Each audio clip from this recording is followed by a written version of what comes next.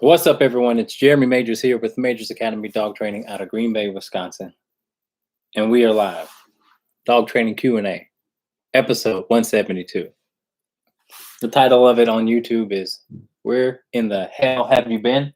So I might as well start off explaining, I guess, my hiatus. And it ain't been a hiatus. I'm still training dogs. You know what it's called? It's called having a second boy. For me, we don't do daycare. My wife works, and between all of the other stuff I do for the business and watching my boys, it's just been a little difficult. But we are adjusting. We're making adjustments. I still want to be here for you guys for sure. So I'm going to try and make it consistent once again. I apologize for being gone, but I know this does add value to a few folks. And so I want to make sure that I can provide as many resources as possible. It's just me running the business, and that's just it for now. So yeah. So if you have any questions whatsoever, feel free to ask. I love watching people on YouTube do their thing, and it made me kind of remotivated me to kind of get out here and do my thing. So if you have any questions at all about anything that dog related or dog behavior related, please feel free to ask. Ask as many questions as you like. And we are here until we run out of questions, until you get sick of me. Yeah. Those of you who do have a beverage with you, cheers to you. I hope your Wednesday is going well. It's hot as all hell out there. So I hope you're staying cool, but yeah, cheers.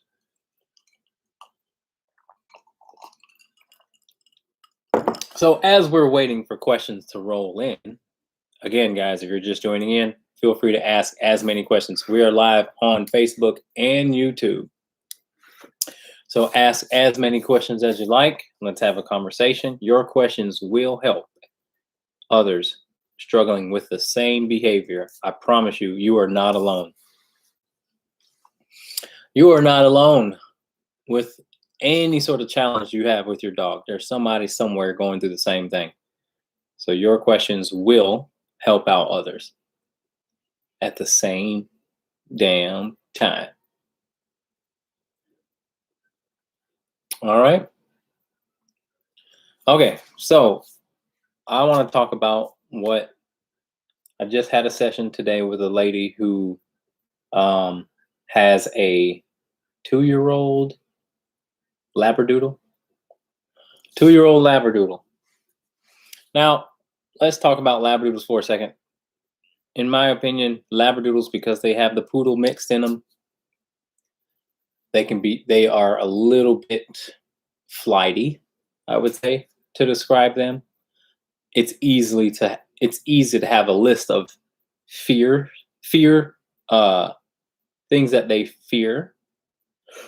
And obviously that includes the norm: people, kids, dog, just anything weird. And that has to do with their temperament. That's just their temperament. They are kind of a working dog / very smart dog, and very smart dogs can be a little bit challenging. So because the more intelligent a dog is, the more inclined they are to want to control, because they can, or they feel they have to, and sometimes a mixture of both. And so it's all about convincing the dog to trust you and your environment. Thank you, Dara. I appreciate that. Shout out to Oliver. I appreciate that. Thank you so much. Um, the thing about the relationship between you and your dog is the environment should be secondary to the relationship that you have with your dog. The dialogue that you have with your dog should mean more than the environment. And if that's the case, then you can take your dog anywhere. And the dog sort of, you know, engages with you a little bit more so than the environment just freaking them out.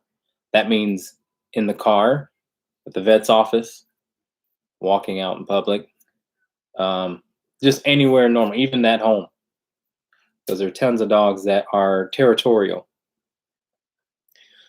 So that means that environment means more to them than you do in your relationship, and you want to figure out how to change that. All right, we got some questions coming in.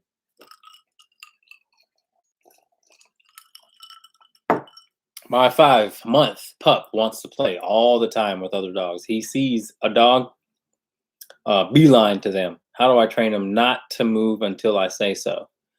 Well, I'd say don't be too tough on that. That dog, puppy's 5 months. It's got a lot of puppy energy. Let the dog be a dog. Don't necessarily be too worried that the dog isn't listening to you in that circumstance because it's just a little young yet. You can maybe try and get some engagement by keeping the dog on leash or giving the dog some treats if the dog is treat motivated, and do it that way. But again, just sprinkle that in. Don't be so terribly. I think there's a lot of people who get a pup and they're just super motivated to get it right, that they don't want to get it wrong, and they end up really kind of confusing the dog in some circumstances. So you will mess up with your pup. That's okay.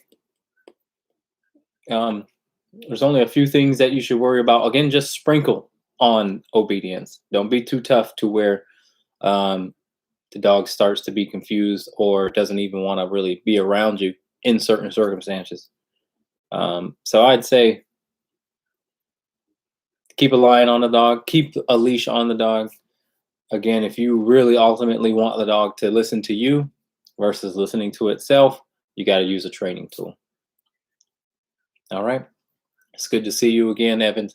Thank you. You've been a long time subscriber, so I appreciate that. Thank you. Okay. Dara says, we have a new grandpup. Oliver keeps putting his whole mouth over his head. He isn't mean, and he doesn't hurt her. Just slobber all over it. Is this normal? Yes. It's very normal. My Great Dane was doing that. Leash. The leash is the training tool. My Great Dane was doing that to my Golden Retriever puppy just today. It's fine. It's all good. Kim says, we are on a week 2 of the new puppy at home. Huge adjustment with Dozer almost being 9 years old now and not overly dog or puppy friendly. Suggestions for getting puppy and him acclimated. Issue so far are puppy biting at Dozer's face and toys. Yeah, I would say, so you said week 2. So when it comes to any sort of relationship, especially if you have a dog who's skeptical about anything, doesn't matter if it's another dog, a pup, a human, a kid, you want to take it as slow as possible, and allow the dog who's skeptical to have the freedom away from the dog. The dog that is skeptical, in this case, Dozer, needs to see that you can control the pup to some degree. You shouldn't just let the pup overwhelm them if you are, and give Dozer some breaks. Now, the toys I would pick up until Dozer is really cool, because again, you're growing their relationship. Sometimes toys can add tension, especially if they get selfish over it, which will set you back. It'll set you back in this situation. With some dogs who don't have a past of being wary about other dogs, then you don't necessarily need to worry about like picking up toys and that, because on some level they do need to work it out. You know what I mean? In a safe way, obviously. But when I'm establishing a new relationship with a dog and puppies, I'm picking up toys and bones. There's not going to be those yet until everyone is kind of um, is cool in the hierarchy is established, and everyone at least knows how to respect each other. And that can be made in other areas again where there's not things to be possessive of, which are you, the owner, toys, space, bed, food, water, whatever that may be. It should be something like outside. You know what I'm saying? So that's it. That's kind of my advice. Back it off. I didn't let mine when I just got my golden retriever puppy. I didn't necessarily let the puppy go up to them. I let the older dogs smell. I let the older dogs smell from a distance, see from a distance, and then obviously I also have control over those dogs, over my own dogs, which again makes a really good, makes a really good start foundation for them to build that relationship. So it's a relationship that you have to think about, and you want to make sure that Dozer likes the puppy, but he also has to have the space and maybe breaks from the puppy in order for Dozer to be able to tolerate it. Because when it comes to arguments and dog fights, it's never just one thing that happens. And there's plenty of people that call me and say that the fight happened out of nowhere, but there's little subtle things that add up, just like humans, and we just explode. So in this case, let's just say you just let that puppy bite Dozer's mouth or lip over and over and over again and take his toys and be obnoxious. Dozer's going to get fed up and just go ham. And then you may not think that it comes from anywhere, but it's those little slights of disrespect. And I can kind of bring light to that for people in order for them to watch out for those things and not allow those little moments of disrespect to happen. That wasn't a personal response, Kim.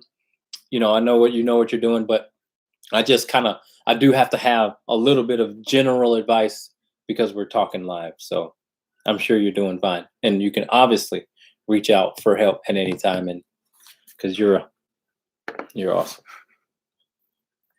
Okay, what else we got? All right, so back to what we were talking about too. So this lady has this poodle, standard poodle, and the standard poodle is a very good high obedience type of dog. I mean, they go to class. She's very dog savvy. Damn near can be a trainer. The dog listens very well, but the dog still struggles with dog reactivity, a little bit of car reactivity, a little bit of barking in the house.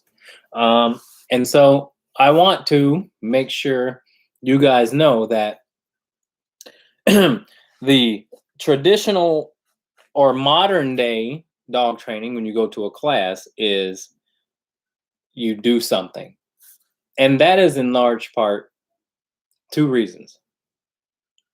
One, either the trainers today that are teaching class are not comfortable with teaching the dog how to do nothing, because it takes a lot of persistence, or they're just not aware that of the value of duration work. But basically, when I get a dog who is a high obedience, very successful in obedience dog, they have a hard time doing nothing. They have a hard time with just chilling, just relaxing. Say you go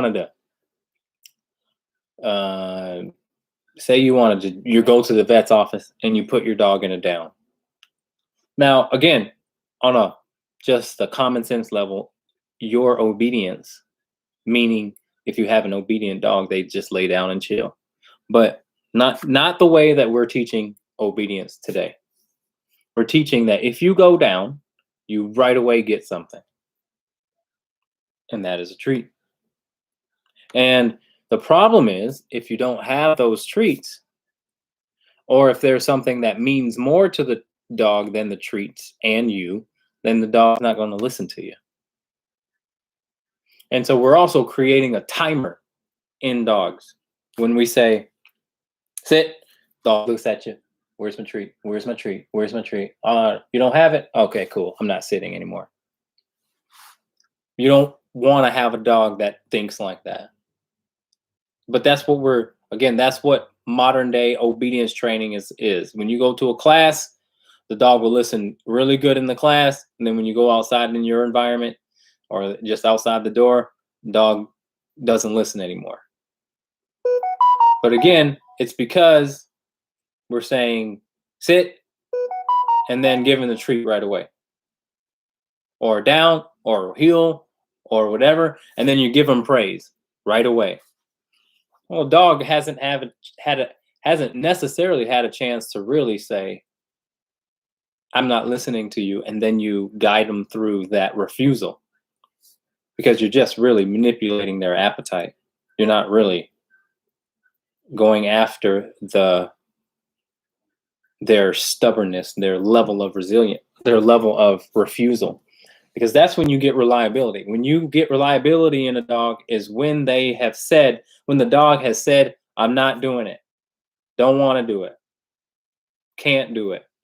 And then you actually work them through those thought process. That's how you get reliability. That's all I do with dogs when they come to me. And that's not an easy feat when you have a stubborn dog, a stubborn breed, an intelligent dog. They're all the same. So you could even see the handler of dogs who get trained in classes. You can see that they get impatient too. What are we doing next? What are we doing now? Nothing. We're not doing anything.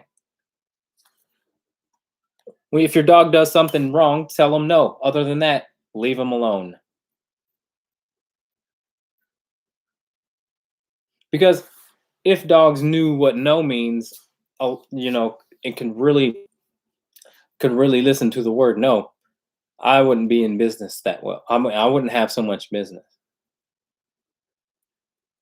Now, how you work them through it depends on a few things, which I'd have to learn more about.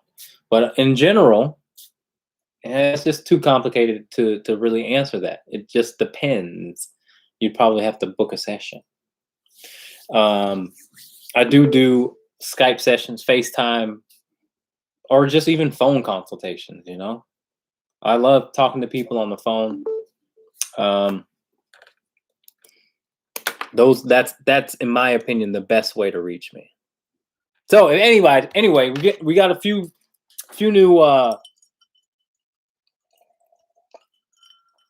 new guests. Please ask me questions. Ask as many questions that you like.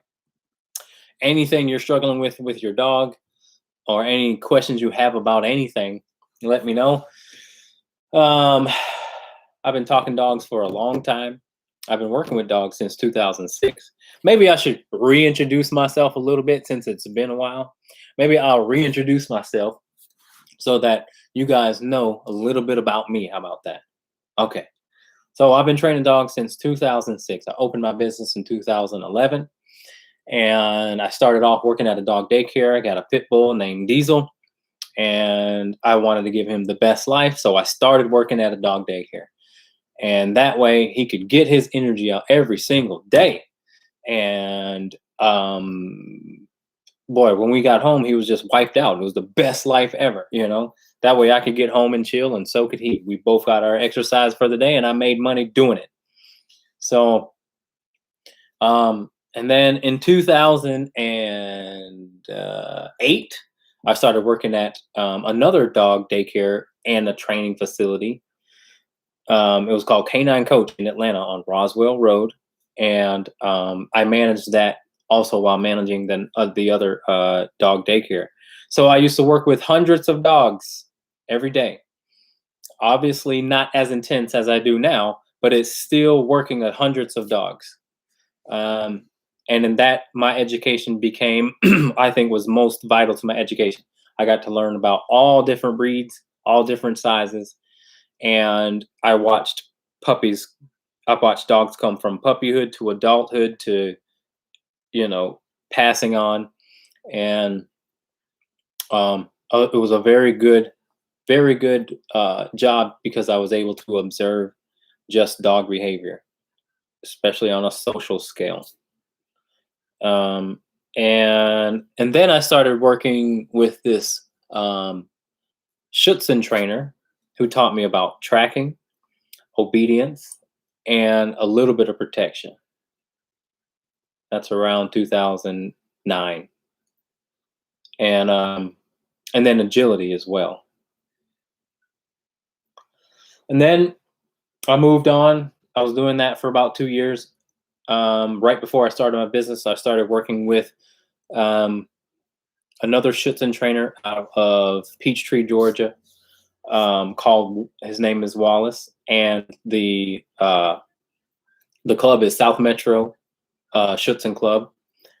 His name is Wallace Payne. If you guys get a chance and want to learn about German Shepherds that are from a working breed, truly one of the best trainers in the world, Wallace Payne. So check him out if you want to see what comprehensive working dogs look like. This guy is a master at work. He's had multiple 100-point tracks, which is very, very, very difficult to obtain. So with multiple dogs too. And these guys take one dog and work them for years, 5-6 years before they can get to that level. All right, enough about him, more about me. 2011, started it in Georgia, started my company in Georgia. Worked that from 2011 to 2014. 2014, I moved up to Green Bay, Wisconsin, and continued the business here. I'm here now still, but have been working dogs ever since. And started off with rescue dogs, obviously, when I first got here. And now, obviously, mostly I do just client dogs, pet dogs. So I got a little golden named Tina, who I am, and she's a hunting dog. That's one kind of area that I'm still new to, hunting dogs, which is awesome. So anyway, that's me in a nutshell. I could talk a lot more, but I won't. Any of you guys have questions, please don't be shy. Your questions will help others who are watching as well. Okay, please feel free to ask as many questions as you like. Okay, let's see.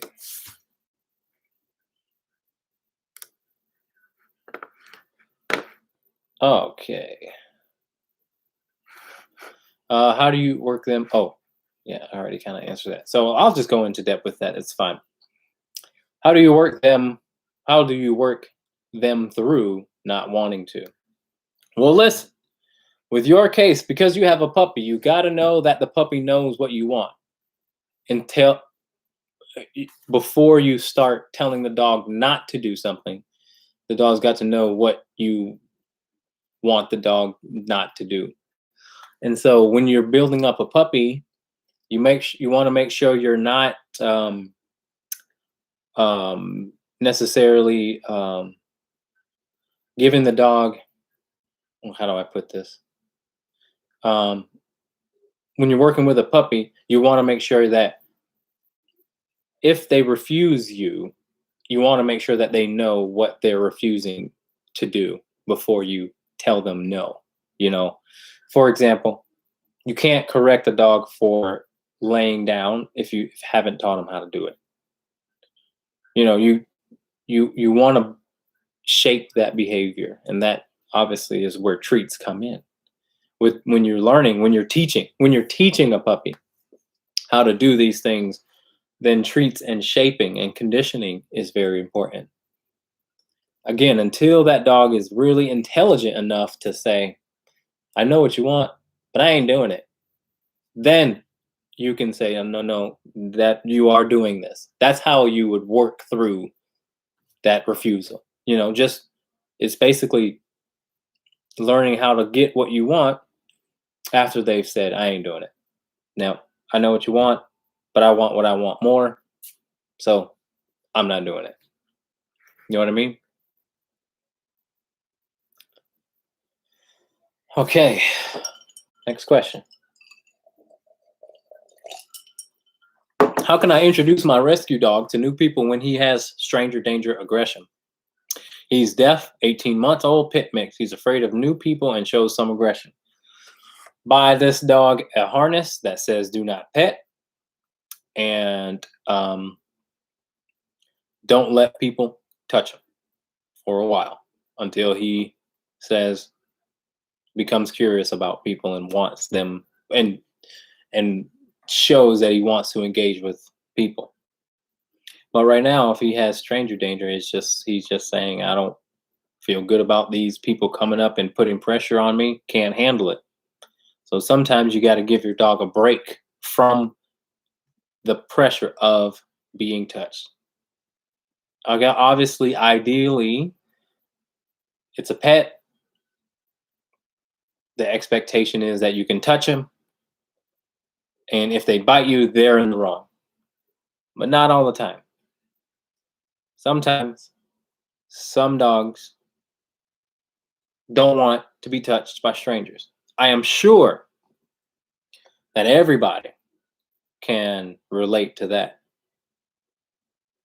No, I don't necessarily think you should use a muzzle unless you're willing to use the muzzle all the time when there's no people around. Because when you use muzzles, they tend to act different and or think different. And in my mind, unless you have a lot of time with that muzzle, it takes what you're trying to teach the dog, it kind of um, stifles it. It kind of stifles the learning a little bit because the muzzle puts them in a different mindset. They're thinking, I need to get this crap off. I need to get this crap off, or I'm just going to lay down. So I don't use muzzles when it comes to people aggression, dog aggression. I just take my time without it. Yeah, so give the dog a break from being touched by strangers. Your dog needs to know that you can control others and maybe a little bit more control of the dog could help as well.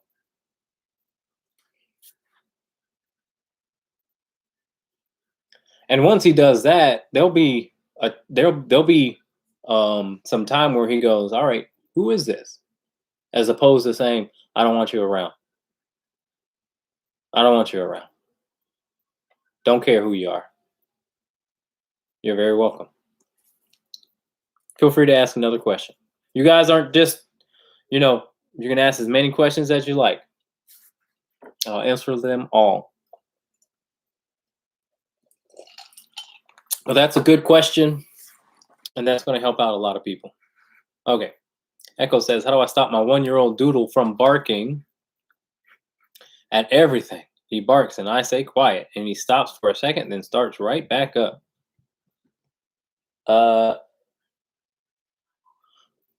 You're going to need to give that dog a job to do on some level, or really add a tool to add value to the word quiet. Because quiet doesn't mean what it should mean to him yet. It should mean, your quiet should kind of mean to him, honestly, that there's no need to bark or become cautious. Right now, barking, it means I want something that I see away. That's what barking is. It's pressure. And so you, as their parent, needs to be able to sort of have that relationship where you can tell the dog to be quiet and the dog go, okay, cool. You've taken control, as opposed to the dog. The dog barking like that is the dog's version of him taking control because he feels that he has to, or he feels free to do it because no one's going to make him not do it, really. So if he's barking at everything, I'm guessing he may be a little bit of a cautious character. And so, in addition to adding value to the word quiet, you also want to give him a job to do or give him some structure. So let's just say he's in the house and he's barking his head off. You should tell the dog to go lay down on a bed and sort of make that bed be that safe space in your territory. If the dog thinks your house is his territory, he's free to try to manipulate the territory if he feels some kind of way. But it's your territory and the dog's in it. That doesn't mean he will stop barking in general, because you almost want him to bark, right? Because it's a dog and it's protecting, blah, blah, blah, blah, blah. A lot of people are okay with that. But you want the dog to stop barking when you've seen that the coast is clear, or you're just plain out annoyed. Just say quiet, and the dog should stop. But again, you want that quiet to mean that, to the dog, no need to bark. I'm telling you, everything's cool. No need to act like in a cautious way.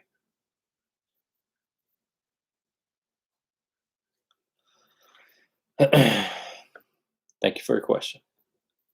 What do you think of stepping on a dog's rear feet? Someone asked me. Step. I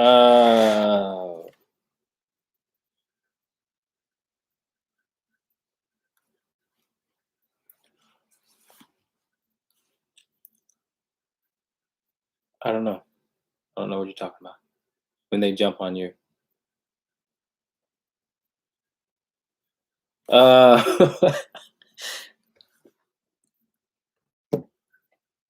don't know. I haven't done it. That's what I'm going to say. Seems a little. I'm not judging. There's been worse. I don't know. Does it work? I think I'd kind of see it being a little awkward. I don't know. Weird. Okay, we'll come back to that. The puppy Eli is almost 12 weeks old now, 10 weeks old. If he's picked up and his face gets too close to yours, or you put your face too close to his, he suddenly growls. He has also air snapped. Oh, Jesus Christ. We are leery of anyone picking him up because of this. We have been telling him no and correcting it, but I'm not entirely sure he knows what it is we're correcting. Huh. That's weird too. That's weird too. Is he being challenging? Is he domineering? What do you think? You know what I'm saying? How do I get my kids to listen? Hey, we miss y'all. Miss you too, April. Hope y'all are well. You're an amazing trainer, and we're so thankful. Oh, thank you so much, April. I appreciate that. Yeah, you guys were one of the originals down in Georgia. I really appreciate you guys taking a chance on me, because it taught me a lot about the breed. And boy, you aren't alone, April, when it comes to the challenges of that breed that you have. I've worked with them now a lot over the years, and yeah, I tell people all the time. So thanks for checking in. I hope your family's doing well, and I love seeing your updates on Facebook. Keep them coming. Okay. Yes, he's a chicken. Yeah. I could tell. I mean, he barks at everything, and he's just afraid of everything. Oh man, yeah, those dogs are tough. What?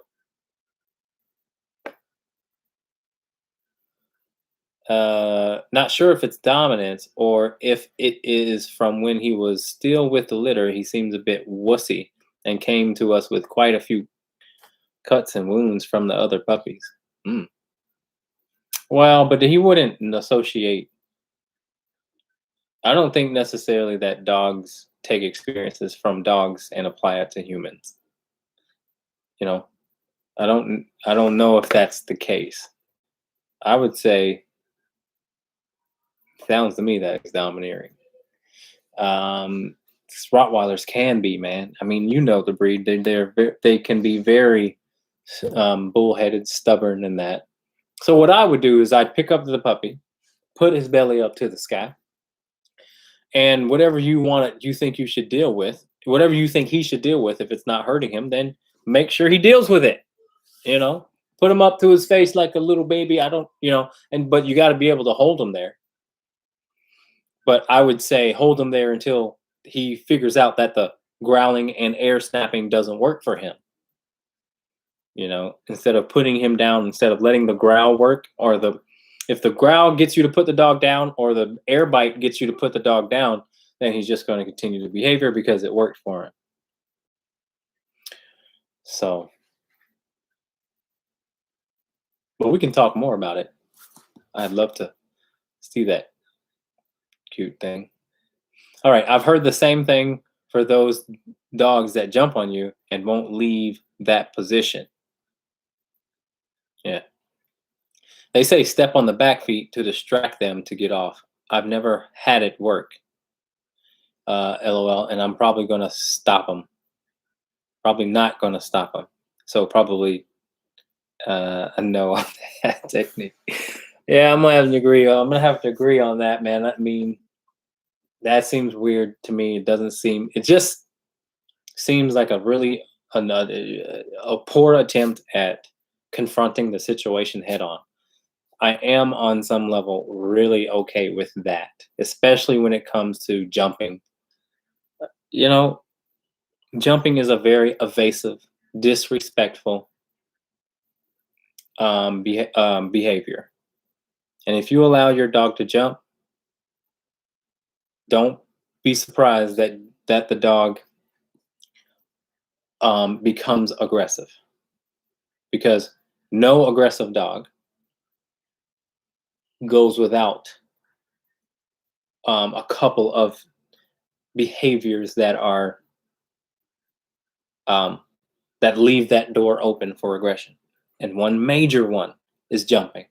If a dog thinks they can jump on you, then it's really close to them thinking, I can bite you too. Because again, most bites do come from that mindset. Sorry to burst your bubble, but most bites aren't because of some crazy fear or some abuse from the past or some man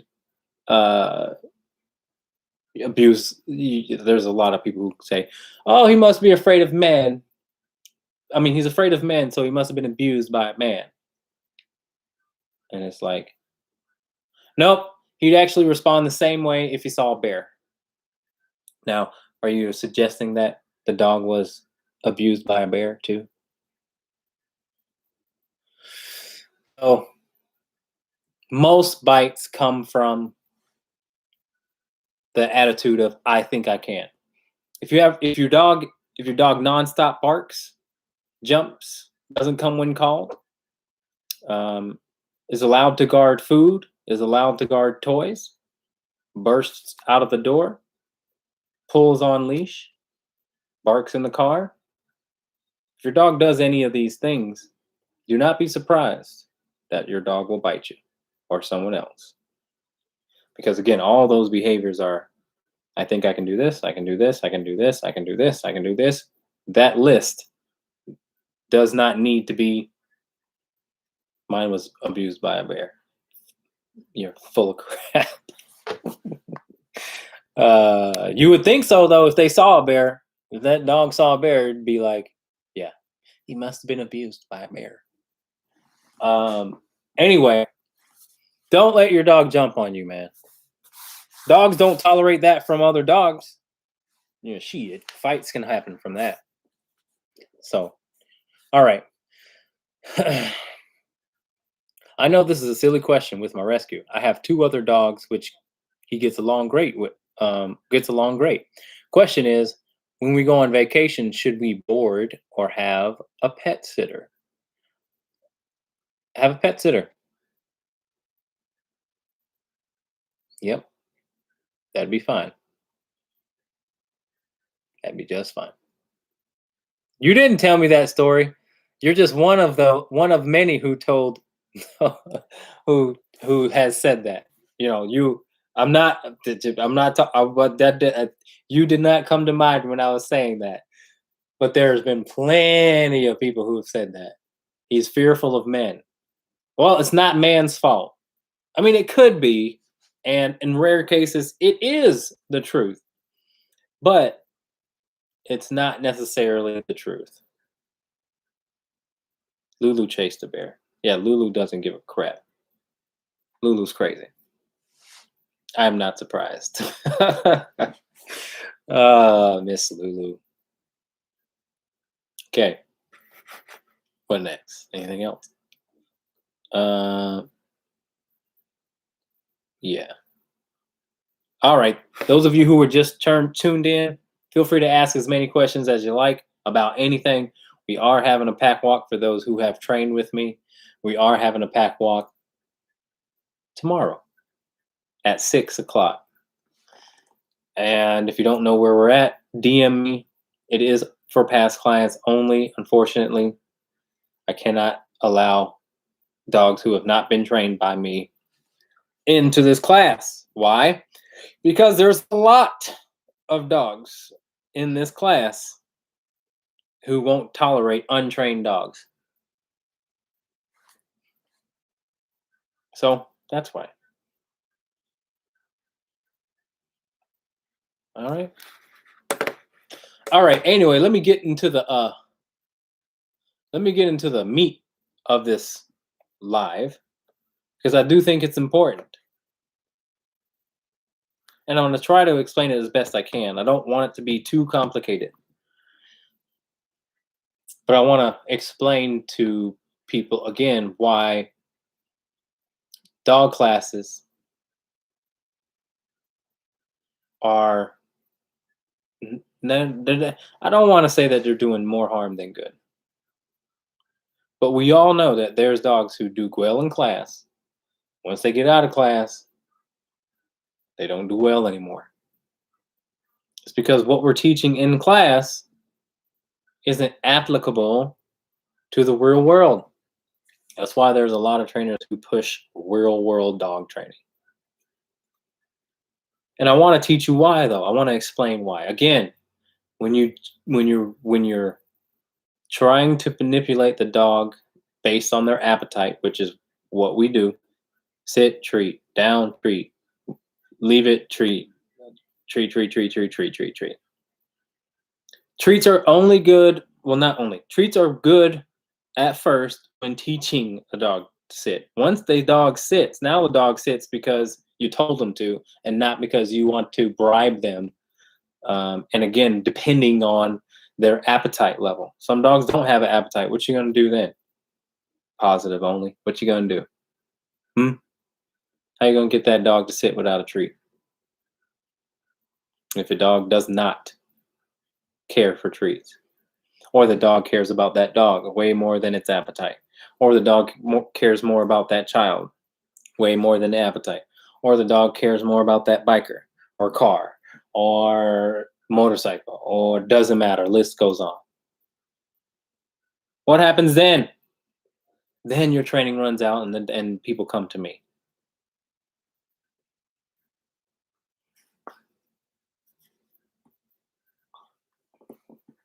It only works, again, treats are good but you don't want the dog working for treats. You want the dog working for you. That is a distinction that you need to make with your dog. You can have treats, but don't work for the treats. Work for me. Then I can give you a treat. But make sure that you're working for me and not the treat, because it's a very fine line. It's a very fine line. Treats can alleviate stress in certain circumstances, but I want my dog to really respond to my praise as the reward. And some dogs get way too much of the praise that they don't even care to get it when it's necessary to have. So a good off-leash dog wants to come to you, and they know they have to come to you. But the want is there. Why? Because that's a great time to celebrate and give your dog praise. If your dog isn't coming to you, it may be because you give your dog way too much praise. They don't value it enough. So it is a mutual relationship, and you should demand certain things from your dog as they demand certain things from you. If the dog demands certain things from you and they get it, but you don't demand certain things for them and you make excuses as to why they don't do it, then they're free not to listen to you.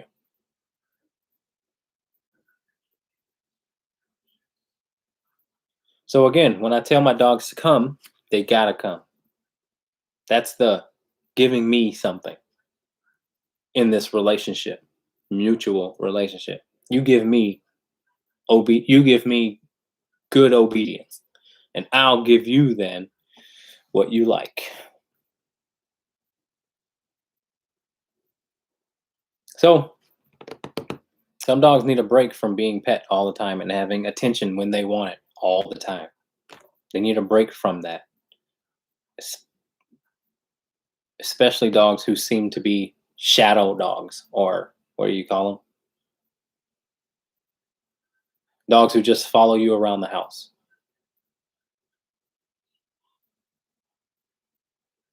Those dogs need you to tell them to go mind their business. There's power in that. You're going to teach this dog to be independent, more confident. Everyone wants to know how to build confidence in their dog. Okay, tell them to go mind their business and see how comfortable they become just being not under your feet, not at the bathroom door, not on the couch with you. Now, I'm not one of those trainers that say you can't have a dog on the couch, but it needs to be in moderation. I think moderation is key. Those of you who are just tuned in, I'm getting a lot of new people. Ask as many questions as you like, okay? And know that your question will help others. We got about 10 minutes left. Ask me.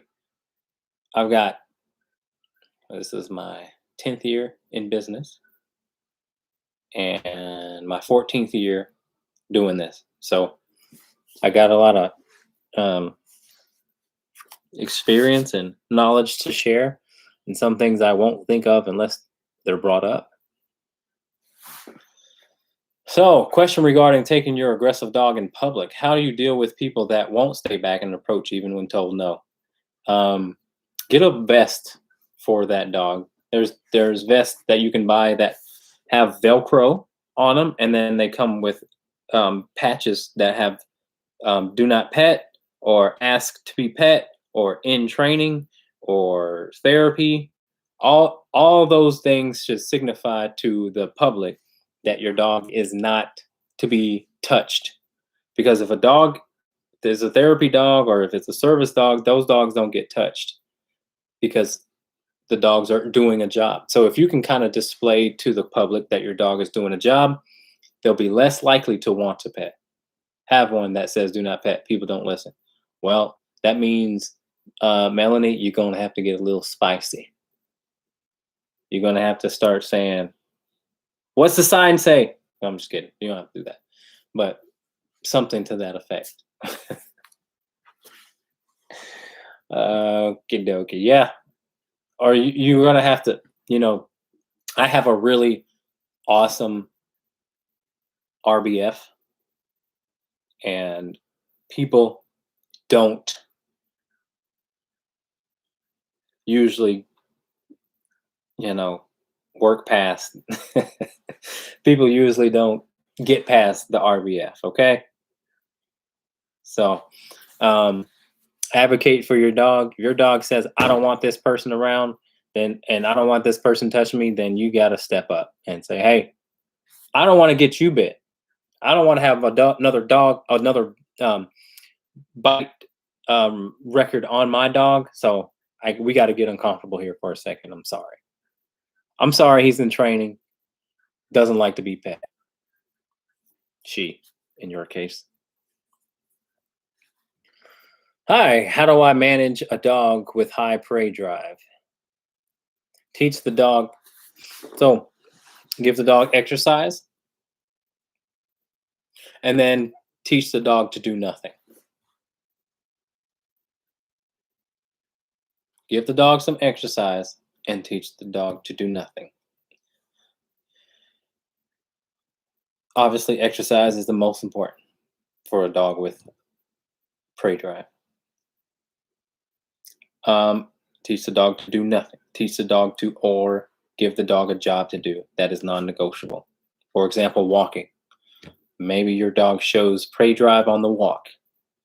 So that means you want to give the dog a job to do on the walk. And that would be heel by your side, loose leash. So that makes the dog concentrate on doing that as opposed to really indulging in the environment and what's moving in that, So great question. But it really depends on the area too. I could give you more information if you tell me where exactly that you struggle with, or the dog struggles with prey drive. Is it in the backyard? Is it on walks? In the house? Hopefully not with your cats. Stuff like that. But thank you for your question, and feel free to ask another.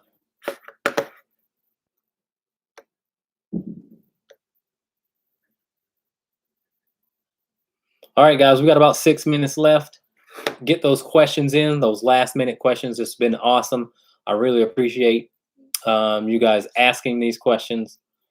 Do you believe in e-collars, vibration to get his attention? Yes, I believe in e-collars.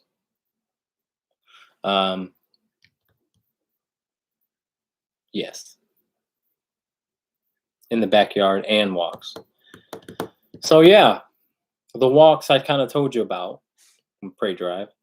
And in the backyard, what you can do is hang out with him and in the backyard and basically help him develop a sort of impulse control on his through you and your control. So I would, if you don't have it doesn't matter if you have a fenced-in yard or not. Well, basically, the dog has got to listen to when you say his name, stop, or come, or no, or whatever you say. Doesn't matter. But in order to get enough, in order to get a response that the dog actually listened to those words, you may have to add a training tool. Sometimes you can leave the leash on, a long leash, and again, make the dog come to you if the dog doesn't listen to you at all. And then put him in a down or a sit and just chill out. So I just had that explanation with the client today. The question was, do I correct if the dog is sitting and looking, or or what do I do in that scenario? And my answer was, the dog's giving you a sit. The dog is fine if it looks. But that again, that's a pretty that's a pretty specific situation. We knew that the dog knew what to do, and we were being easy because it was just the first few minutes of training. So I said, wait, let's see if he can handle actually looking at around the environment alertly but still sitting. The thing is, the dog is listening to you because it's sitting. So on some level, it's giving you something, So I say that to say, Allison, you want to be able to give your dog something to do, and then again experience all the things that create that impulsive behavior, and have the dog listen to you to where it goes, okay, maybe I don't really have to do all of the, but the walk will also help the behavior in the backyard too, because obviously the dog on the walk is going to be also exposed to the things that they're going to be exposed to in the backyard, and so it'll just help overall if you can get a good concentrated walk. And what I mean by concentration is not having a dog look at you the whole time, but just not necessarily doing what it wants on the walk, sniffing, peeing, barking, pulling, all the things that a dog wants to do. How about we just walk nicely together, and you're not constantly sniffing around and investigating and looking around and reacting. You know what I mean? Let's have a dog who just is like this, just walking, nice and easy, eyes soft, ears back, just walking, not this, sniffing, like just so reactive to the environment. So get that loose leash healed. It may take some time, but it'll be very good for your dog to have that. All right. All right, guys. I got time for one more question. Anybody want to throw in that last question for me before we go? I thank you very much. I appreciate that. Thank you for watching, and thank you for asking the questions. But anybody want to ask one more question? I got time for one more. And feel free. Otherwise, we're going to see you guys next time. I don't necessarily have a set schedule. It may just be Wednesdays at 7. We'll see. I'm not sure. I really don't like scheduling crap. I kind of like going off the fly. But I will start posting when I do decide, a few days before I do decide to, just to keep you in the loop. I don't want to necessarily commit to anything that I can't necessarily pull through on. So that's that. But I will try to get these in once a week. Okay, guys. I really appreciate you guys watching. Please hit that like button. Subscribe if you're not on YouTube. And yeah, we'll see you guys next time. All right. Have a good weekend.